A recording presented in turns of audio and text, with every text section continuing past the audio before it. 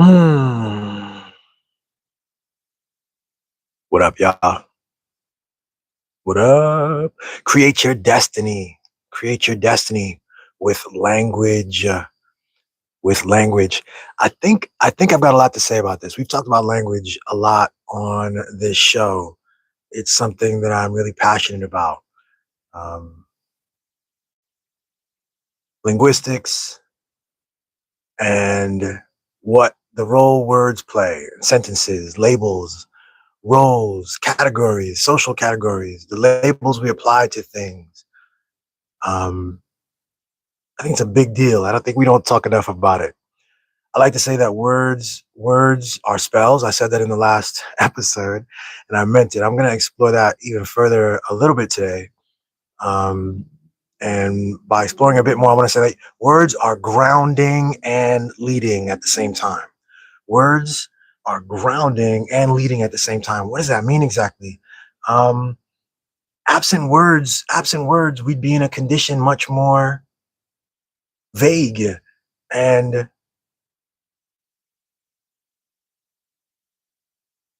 loose and floaty. Words ground us. I want to say that the condition actually is that loose and vague and open, and we are free. We exist in a free condition, but that words ground us and they also lead us. Words, by having certain labels, categories, we are led by them. So you got to be careful who's in control of your words. You got to be careful how you talk about the world and how you talk about yourself. Knowledge about the incredible power of words forces you to care a bit more about how you talk about yourself and about how people use words around you. Um, it puts you in a position to actually, if words are spells, you can be the spell caster. You could use words in a way that benefits you, that helps you have a deeper understanding and promotes you, um, than to be saddled with a word. I got to give some examples, of course, right? So words are grounding. How? I mean, when I was much younger, I can remember my mom is a beautiful woman. When I was much younger, she was also a beautiful woman. She was younger. And I remember when I was a kid, um, occasionally somebody in school would want to flirt with my mom. And I knew that I had to get angry. I knew that I had to be mad at this kid. Sometimes we'd be walking in the grocery store or something, and an older man would want to approach her and ask her the number or something. And I had to beef up. I had to be masculine in those moments. Masculine was the word. And even if I'm 7 years old, 9 years old, I wanted to be masculine and I wanted to protect my mom. And that was a grounding thing. I didn't know what to do in those situations. Some of those situations were awkward and weird for me at 9 or 11 or whatever. And masculine was a word that grounded me, that told me that my anger was okay to express, um, and a kind of protective energy was okay to express, and not just okay to express. It was sort of required. Like, you need to get mad here. You can't have people thinking your mom is cute. Hell no. Get mad. Be masculine. Right? It's grounding. It grounded me when I would have otherwise been kind of uncertain how to move. Sheba does stand-up comedy, my wife. I've been in situations where she's doing comedy and or no, we've been on podcasts together, live stream video podcasts together. And I've noticed my energy. We're talking about all kinds of things with our relationship. We're talking about political constructs, and I've noticed this like thing about, like, in the interview, me noticing myself, I wanted to ground myself in a masculinity in contrast to Sheba's femininity. If, like, I'm someone who pays attention to these things and notices these things, it grounds and it also leads, because it grounds and it leads. And so that kind of grounding can be a good thing. It can also be a bad thing because it's an anxiety producing thing. Again, in a space where you're free and all sorts of options are available to you, everything is available to you. Um, this desire to want to be masculine, to focus on the masculine, or to try to present something masculine, can be a weight. It can be a burden. but the words are there. That concept is there. Um, that spell that I received when I was a child into adulthood about, yo, you're a man, be masculine. That persists, and I know it's not just in me. It's in lots of people. It's in lots of men.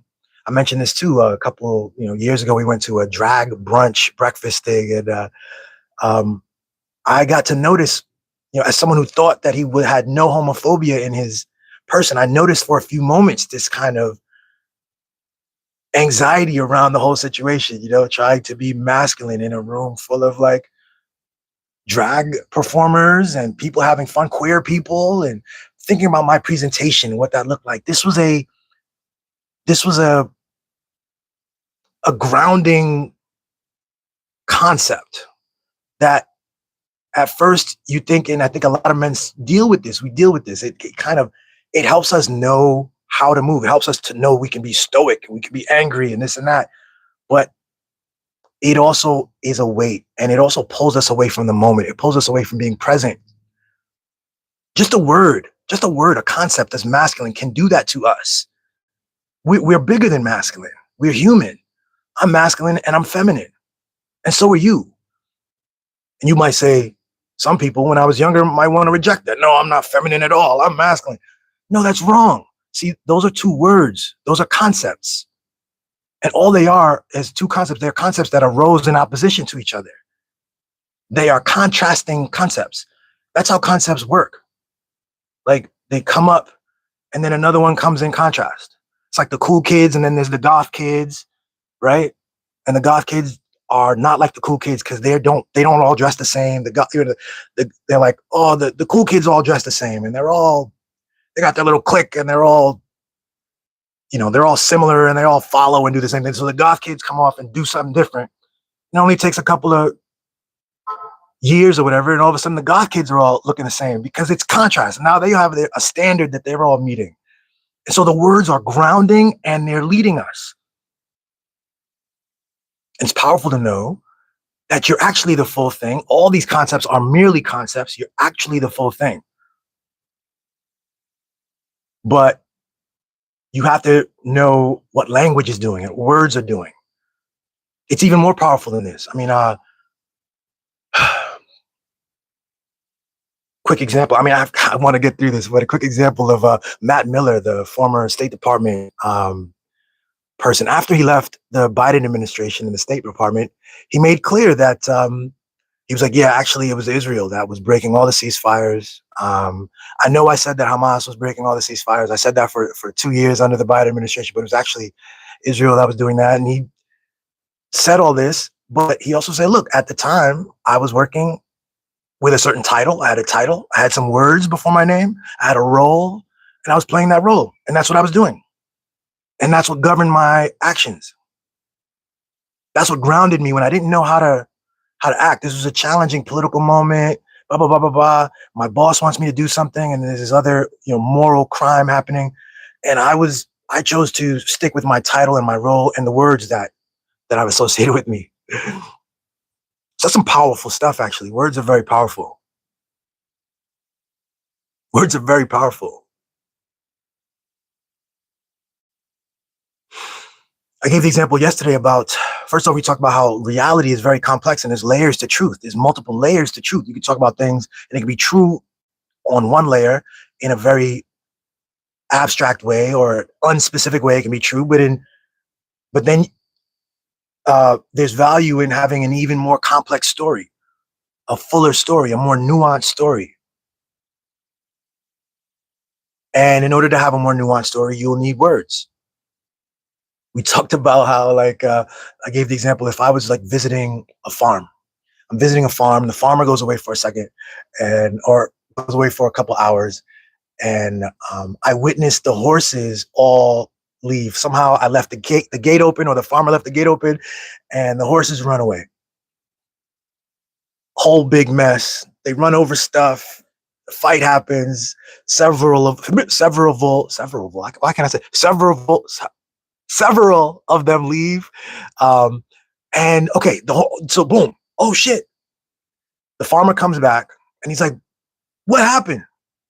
Now, I'm new to farming. I'm new to the farm. I don't know anything about horses. I said, yo, the horses ran away. It was a big mess. And they did it. He's like, well, tell me what horses, which ones, where did they go? What if I don't have any language about horses? I don't have language about the terrain, about the farm. I don't know that this is a barn over there. I don't know, these, like what he's calling what. I could be helpful, but I don't have the language. What if I don't even have directional language? I don't know. I can't even tell him, oh, the horses ran due east or north or whatever. And again, beyond just the directional stuff, the horses, I don't know the breeds. If I had the language, I could tell him the Clydesdales went that way and the Arabian horses went that way. And this was the Belgian horses. And I could tell a complex story. And I want to point out that the farmer missed the whole thing. The farmer wasn't there for the reality, for the condition, for the phenomena of the horses leaving. All he has are my words. He's relying on my words to figure out what to do next. What direction should he go to go find the horses? Maybe some of the horses, the bigger ones, need a special, in order to get them back, you'll need a special kind of machinery. So he needs to know, like, okay, north, the Clydesdales went north and these guys went, and I don't have any of that for him because I don't have the language. Well, that's what's happening all the time, I think. Language is key, and the lack of language leaves us in a flux. It leaves us, I can tell just a simpler story. The horses ran away. Whatever. Just like, look, motherfucker, all I know is the horses ran away. That's all I got. He's like, great. Now he's got to go figure it out on his own because I could not be helpful in that way. We interact with the words, not the phenomena. We have to actually seize that power. We have to actually notice that power and engage with that power. That's real shit. The phenomena in the real world is, and then there are the words that we engage with. So you have to give language to stuff. And this is prevalent and important for me, as I've talked about. We've given all these metaphors and these stories about things in the external world and horses and all that, but we're bringing it back to the genuine self, the question of the genuine self. You have to give language to yourself for you to be able to know yourself. The horse example is complex in a way, but your human example, the example of yourself in your inner experience, is a trillion times more complex than that. And you need language. Without language, you will tell a simple story and you might miss the whole thing. You might tell a story that misleads you. And that's why I've done a little bit of campaign against phrases like, I feel some type of way. I don't think that that's adequate. I think if someone is trying to talk about feelings and they're going to say, I feel some type of way, you're actually in a perfect moment to actually, describe a feeling. What a great opportunity to actually sit there and consider the feeling, consider what the feeling is, give language to it. Where did it arise? Was it a pain in your mind? Was it a tightness in your stomach? Did it move? Right? I grew up around motherfuckers who they're never sad. They can't be sad. Instead of saying the word sad, we let them off the hook and let them say, I feel some type of way. He's never sad. He never cries. He's too much of a man. He's too masculine. He's a masculine man. He doesn't cry. And so we're just completely robbed. This person, this hypothetical person, is entirely robbed of his own self-knowing. Can't tell an accurate story about himself. Can't engage with himself. He will remember a vague feeling, and when it shows up again, it will be another sort of feel some type of way, probably bad, something to avoid, probably, rather than something to engage with and to learn about the self from. Right? What a beautiful, interesting feature of the human condition that we have the ability to notice something internally, give language to it, accept it, notice something, give language to it, accept it, pull it out, give language in the real world, and then be able to hold it, and then be able to um, hold it as an empowerment, or to grow from it. What an interesting feature to be able to imagine something that doesn't yet exist in the real world, just have it come from your intuition, or um, some inner desire, and then to set about doing it, making it real. Ooh, we've already hit 15 minutes. I'm going to use the last 4 minutes, 4 or 5 minutes to say that, this language thing is major key. We'll be talking about it in lots of different ways and for lots of different reasons. But here I want to point out that, several years ago, there was this whole beef about gender, and there was this whole beef about non-binary people who were, creating language, pronouns, and language, ways of talking about themselves, all kinds of pronouns, and people were really upset about it. It was really, when I say people upset about it, it was led by Fox News and the Daily Wire. It was led by Ben Shapiro. Ben Shapiro saw this queer community using language for themselves, and he saw an opportunity to create division and to sell his stupid, shitty, failing newspaper, shitty, failing ads on his website.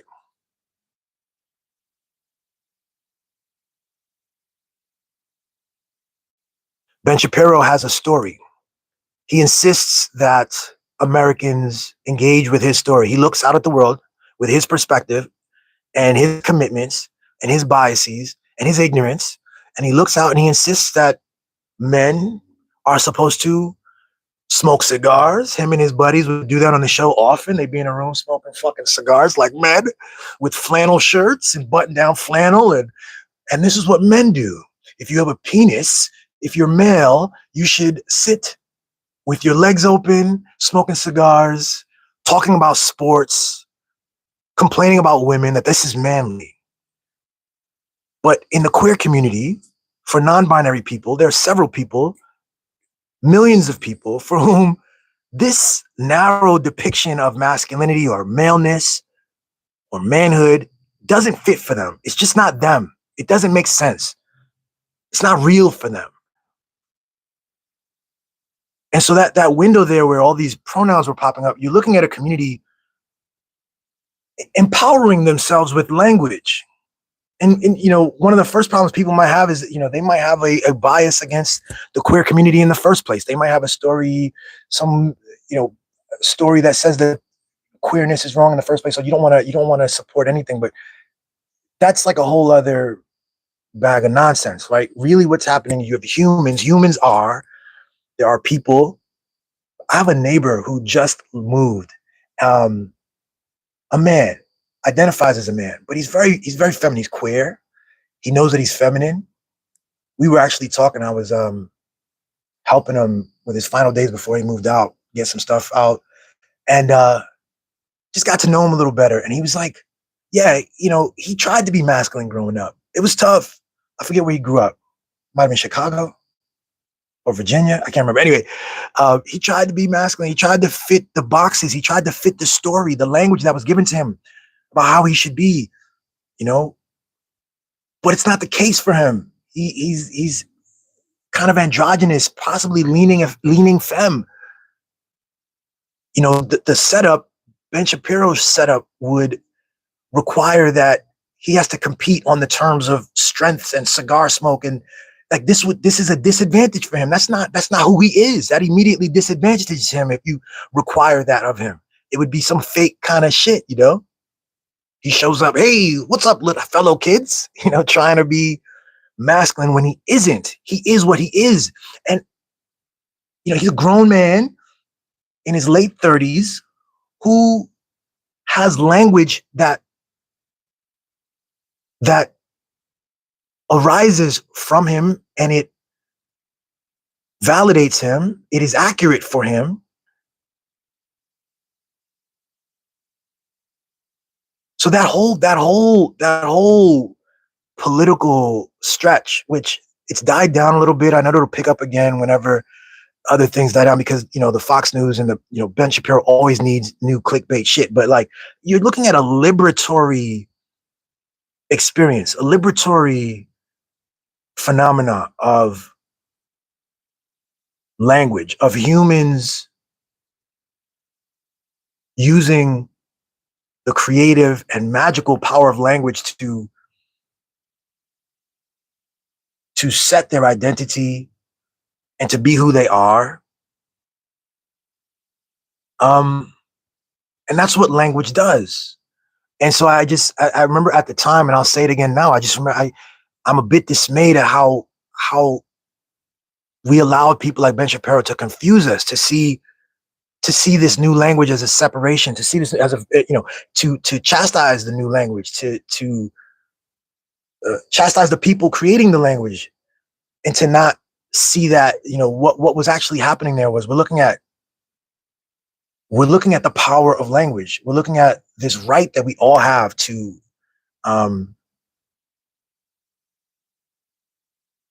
grapple with, to empower ourselves with our words. It's something we can all do, something we all should do.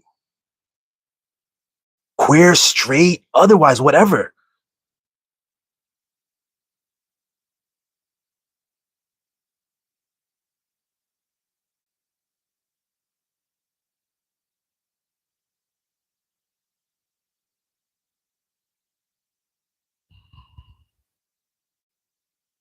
If you haven't taken control of your words and your language, if you haven't set your own words in your own language from your own inner compass, then what you've done is you've received language.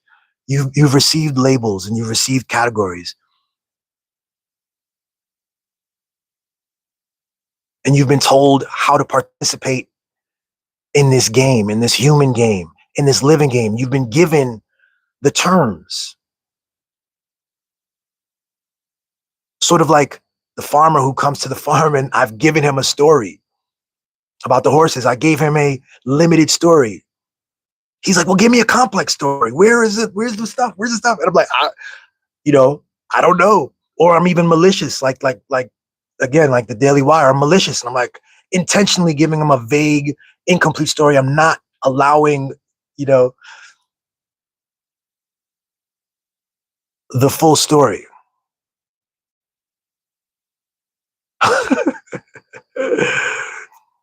So be mindful who is giving you the language that you use.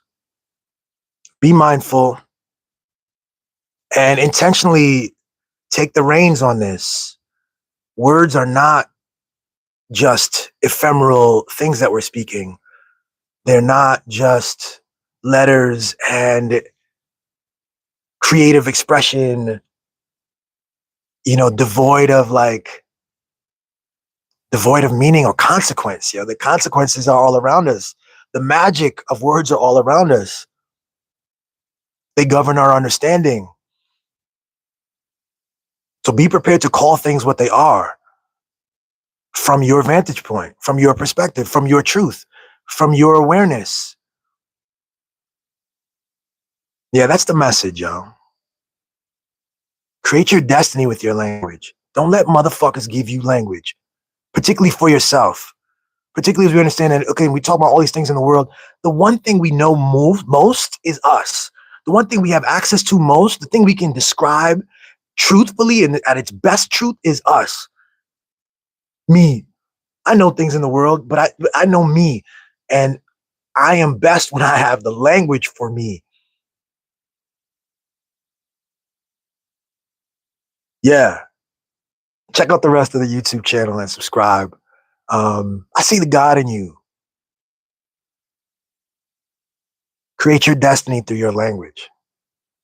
Peace.